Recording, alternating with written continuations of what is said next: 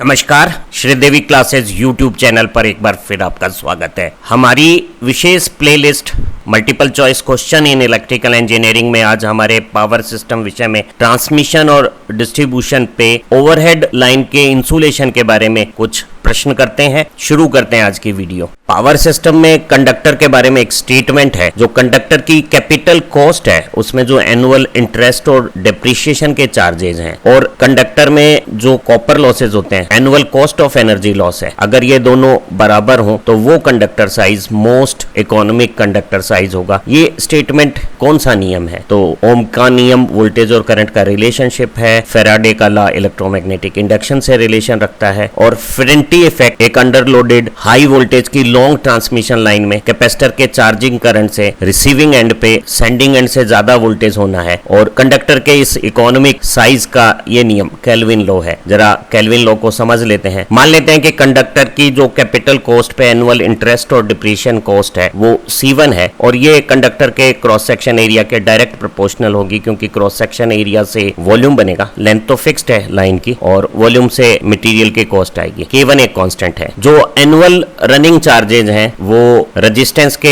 Direct proportional होते हैं, और रेजिस्टेंस कंडक्टर क्रॉस सेक्शन का इनवर्स होता है। तो एक कांस्टेंट K2 के साथ एनुअल एनर्जी लॉस C2 हो गई। टोटल कॉस्ट दोनों का सम हो गया। एक कॉस्ट कंपोनेंट कैपिटल कॉस्ट पे interest depreciation conductor cross section के डायरेक्ट प्रोपोर्शनल है, और दूसरा cost component energy losses inverse proportional है। यहाँ A कंडक्टर का क्रॉस सेक्शन है। Total annual cost conductor cross section पर डिपेंडेंट है, और उसके साथ दो कंपोनेंट वेरी करेंगे। जो दो हमारे कॉस्ट कंपोनेंट है उसमें से एक जो इंटरेस्ट डिप्रिसिएशन कंपोनेंट है फिक्स्ड कॉस्ट पर, वो कंडक्टर क्रॉस सेक्शन के साथ लगातार बढ़ रहा है C1, और दूसरा लगातार एक इनवर्स हाइपरबोला के रूप में घट रहा है। टोटल कॉस्ट दोनों का सम मिनिमम पे फर्स्ट डेरिवेटिव 0 रखेगी। डिफरेंशिएट करते हैं तो A के साथ डिफरेंशिएशन से पहले फैक्टर से K1 और दूसरे से -K2/A² आया, और फर्स्ट डेरिवेटिव को 0 रखते हैं तो जो सिंप्लीफिकेशन से एक्सप्रेशन आया वो बता रहा है कि जो हमारा C1 फिक्स्ड कॉस्ट पे इंटरेस्ट डिप्रिसिएशन है और जो वेरिएबल लॉसेज हैं उनकी जो कॉस्ट कंपोनेंट है वो जब बराबर होंगी तो हमारा टोटल कॉस्ट मिनिमम हो जाएगी। केल्विन लॉ की मदद पॉइंट P पे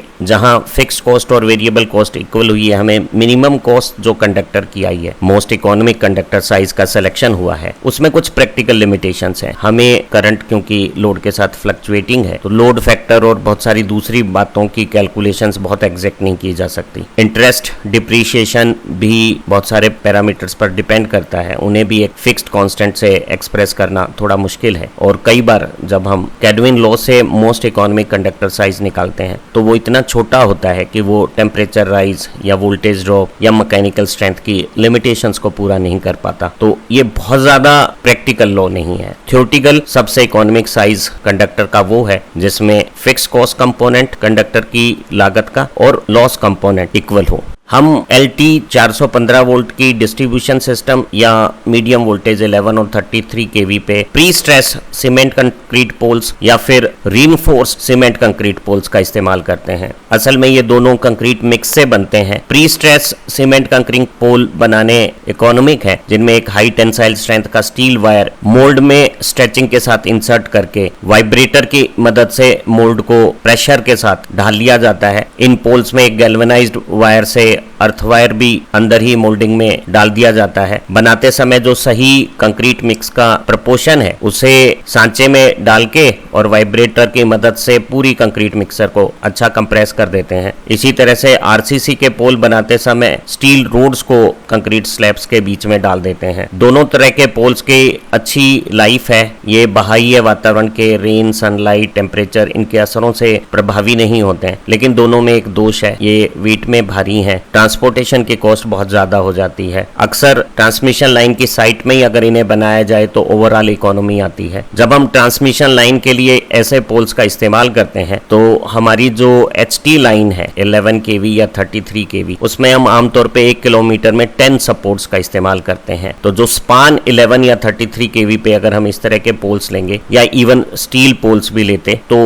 80 से 100 मीटर के बीच में होता है। जबकि हमारी जो LT डिस्ट्रीब्यूशन है 415 वोल्ट की, उसमें हम 15 से 20 सपोर्ट 1 किलोमीटर की लेंथ में लेते हैं। ऐसी स्थिति में दो पोल के बीच में एलटी में स्पान 40 से 60 मीटर के बीच में हो सकता है। हम जब पीसीसी या आरसीसी के सीमेंट कंक्रीट पोल्स इस्तेमाल करते हैं तो उनकी लेंथ 7.5 मीटर, 8 मीटर या 9 मीटर है। अगर हम 9 मीटर का पोल लेते हैं तो इसका 1/6 पार्ट, दैट मीन्स 1.5 मीटर ग्राउटिंग में इस्तेमाल किया जाएगा और रिमेनिंग सिर्फ 7.5 मीटर ही सरफेस से ऊपर आएगा। हम जब लाइनें बनाते हैं तो जो हमारी 415 वोल्ट की एलटी लाइन है उसे minimum ground clearance 19 feet 5.8 metre चाहिए। वहीं जो हमारी 11 या 33 केवी की लाइंस है उनकी ग्राउंड क्लियरेंस 6.1 मीटर है या 20 फीट है। जब हम ऐसी लाइनें इरेक्ट करते हैं तो जो हमारी 415 वोल्ट की लाइन है वो किसी नियरेस्ट बिल्डिंग से हॉरिजॉन्टली 4 फीट और वर्टिकली कम से कम 8 फीट पर होनी चाहिए। अगर यही लाइन 11 या 33 केवी की है तो ये जो सेपरेशन है वो 1.5 गुना हो जाएगा। हॉरिजॉन्टल 4 फीट की बजाय जो 415 वोल्ट की लाइन में था 11 या 33 के लिए 6 फीट हो जाएगा और वर्टिकल क्लियरेंस बिल्डिंग से 12 फीट हो जाएगी। अगर ये अगला प्रश्न है कि हमारी जो ट्रांसमिशन वोल्टेज है 11 केवी वो किस लाइन डिस्टेंस तक हम इस्तेमाल कर सकते हैं, तो जो मॉडर्न एनर्जी एफिशिएंट प्रैक्टिस है वो कहती है कि हम लो 11 केवी की बजाय ट्रांसमिशन हाई 33 या 132 केवी वोल्टेज पे करें तो हमारी लाइन में करंट कम होने के कारण लॉसेस कम होंगे। तो 11 केवी लाइनों को ज्यादा लेंथ पे इस्तेमाल नहीं किया जाता, इनकी लेंथ अक्सर 10 से 25 किलोमीटर मैक्सिमम होती है। प्रश्न है कि पिन टाइप इंसुलेटर मैक्सिमम किस वोल्टेज तक इस्तेमाल किए जा सकते हैं। तो जो पोर्सलिन के जो पिन इंसुलेटर होते हैं उन्हें किसी गैल्वेनाइज्ड स्टील बोल्ट से स्क्रू करके उस बोल्ट की एक पिन को पोल पर क्रॉस आर्म्स पर फिक्स कर दिया जाता है। हमारा जो कंडक्टर है वो पोल के स्ट्रक्चर से इस पोर्सेलिन इंसुलेशन द्वारा इंसुलेटेड होकर इस ग्रूव में रख दिया जाता है और उसे, अगर वो एल्युमिनियम का कंडक्टर है तो एल्युमिनियम के ही एक सॉफ्ट वायर से यहाँ ग्रूव में कस दिया जाता है। इन पिन इंसुलेटर्स में यहाँ पेटीकोट्स या रेन शीट्स बने हुए होते हैं। बरसात में जब यहाँ ऊपर का सरफेस गीला भी हो जाए और कंडक्ट करने लगे तब भी काफी सूखा हिस्सा अच्छा इंसुलेशन स्ट्रेंथ बनाकर रखता है। पोर्सेलिन या ग्लास के ये जो पिन इंसुलेटर हैं इन्हें जब हम 33 केवी के लिए इस्तेमाल करते हैं तो एक से ज्यादा पिनों को हम सीमेंट से आपस में जोड़कर बनाते हैं, पर आमतौर पे इन्हें 33 केवी से ज्यादा वोल्टेज पे नहीं बनाते और ज्यादा वोल्टेज पे हम सस्पेंशन टाइप इंसुलेटर का इस्तेमाल करते हैं। 33 से कम वोल्टेज पे पिन इंसुलेटर न केवल सस्ते हैं बल्कि इनमें एक और फायदा है कि इनमें कंडक्टर पिन के ऊपर आने से ग्राउंड क्लियरेंस छोटे पोल पे भी मैनेज हो जाएगी, जबकि सस्पेंशन इंसुलेटर में हमें कंडक्टर को नीचे लटकाना पड़ता है। तो जो मैक्सिमम वोल्टेजेस पे पिन इंसुलेटर इस्तेमाल हो सकते हैं वो यहाँ ऑप्शन डी 33 केवी हो सकता है। 11 केवी और 415 वोल्ट पे सारे इंसुलेटर पिन टाइप ही होते हैं। पोर्सेलिन इंसुलेटर की कंपोजिशन के बारे में प्रश्न है। तो जो पोर्सेलिन है वो कोयलिन एक चाइना क्ले है जो बेसिकली हाइड्रस एल्युमिनियम सिलिकेट है, उसे फेल्सपार और फ्लिंट एक तरह का क्वार्ट्ज है हार्ड, उसके साथ मिलाकर पाउडर किया जाता है। फिर उसे सांचों में ढालकर और फायर कर दिया जाता है, बहुत ज्यादा टेम्परेचर पे गर्म करके विट्रीफाइड कर दिया जाता है। सरफेस पे मॉइस्चर ना हो इसलिए ग्लेजिंग कर दी जाती है। तो आप देखेंगे कि क्वार्ट्ज और फेल्सपार फ्लक्स के तौर पे मिलाए जाते हैं और कोयलिन चाइना क्ले बेसिक मटेरियल है। सिलिका इसकी कंस्टिट्यूएंट्स या कंपोजिशन में नहीं है, तो सिलिका इसका पार्ट नहीं है। कोयलिन में फेल्सपार और क्वार्ट्ज बनाकर पोर्सेलिन इंसुलेटर बनाए जाते हैं। पोर्सेलिन इंसुलेटर की डाइलेक्ट्रिक स्ट्रेंथ बहुत अच्छी है, उनमें डाइलेक्ट्रिक लॉसेस कम होते हैं और ये वेदरिंग कंडीशंस में आउटर एटमॉस्फेरिक पोजीशंस पे भी लंबी लाइफ में इस्तेमाल किए जा सकते हैं। तो सारे हाई वोल्टेज के जो इंसुलेटर हैं, पोस्ट इंसुलेटर हैं, बुशिंग्स हैं, सस्पेंडेड इंसुलेटर्स हैं, पिन इंसुलेटर्स हैं, वो सब पोर्सेलिन के ही बनाए जाते हैं। प्रश्न है शेकल इंसुलेटर क्या है और कहाँ इस्तेमाल किया जाता है। तो हम एलटी जो लाइन है हमारी 415 वोल्ट की, उसमें हॉरिजॉन्टल और वर्टिकल पोजीशंस में स्ट्रक्चर से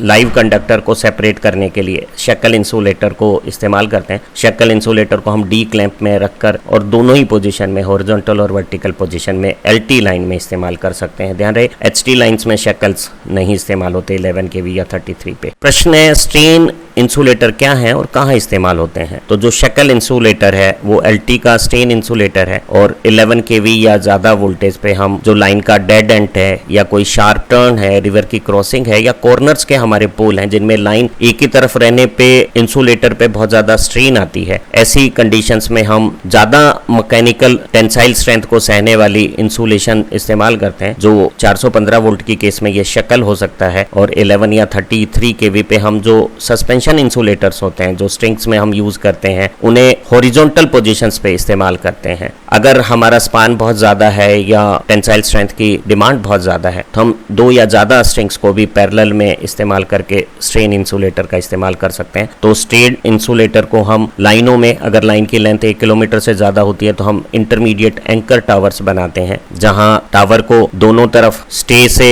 ग्राउट करके और जंपर से कनेक्शंस करते हैं और लाइन को स्ट्रेन इंसुलेटर पे दोनों तरफ टर्मिनेट कर लेते हैं, ताकि अगर कोई मैकेनिकल इंपैक्ट से लाइन में एडवर्सिटी आए तो वो 1 किलोमीटर से लंबे स्पान पे अपना असर ना दिखा पाए। तो ऐसे एंकर टावर्स पे हम स्ट्रेन इंसुलेटर इस्तेमाल करते हैं। डेड एंडेड जो हमारे टावर्स होते हैं जिनमें लाइन केवल एक ही तरफ है, वहां भी कंडक्टर को पोल के साथ इंसुलेट करने के लिए स्ट्रेन इंसुलेटर इस्तेमाल करते हैं। तो यहाँ दोनों ऑप्शन राइट है, सी ऑप्शन चॉइस हो गई। सेफ्टी के लिए लाइव कंडक्टर्स को गार्ड किया जाता है, तो गार्डिंग के बारे में या पूछा है केज गार्डिंग कहाँ सुटेबल है। तो गार्डिंग हम लाइव लाइन के चारों तरफ सेफ्टी के लिए, जिसमें ह्यूमन बीइंग को इलेक्ट्रिक शॉक से बचाया जा सके, लाइनों को शॉर्ट होने से बचाया जा सके, पड़ोस की जो कम्युनिकेशन सर्किट है उन्हें बचाया जा सकते, इसलिए हम पावर लाइंस में गार्डिंग करते हैं। 11 kV की या 415 वोल्ट की हमारी जो लाइन गार्डिंग को हम road crossing, canal crossing, railway crossing या एलटी लाइन के ऊपर से जाने वाली एचटी लाइंस के बीच में या कम्युनिकेशन लाइन के ऊपर से जाने वाली पावर लाइन के बीच में लगाते हैं। जो क्रेडल गार्डिंग है, जाल सा बिछा दिया जाता है कंडक्टर्स के नीचे, वो तब इस्तेमाल करते हैं जब हमारी लाइन के कंडक्टर हॉरिजॉन्टल या 11 kV में जैसे डेल्टा फॉर्मेशन में होते हैं। एलटी 415 वोल्ट की जो हमारी लाइनें हैं वो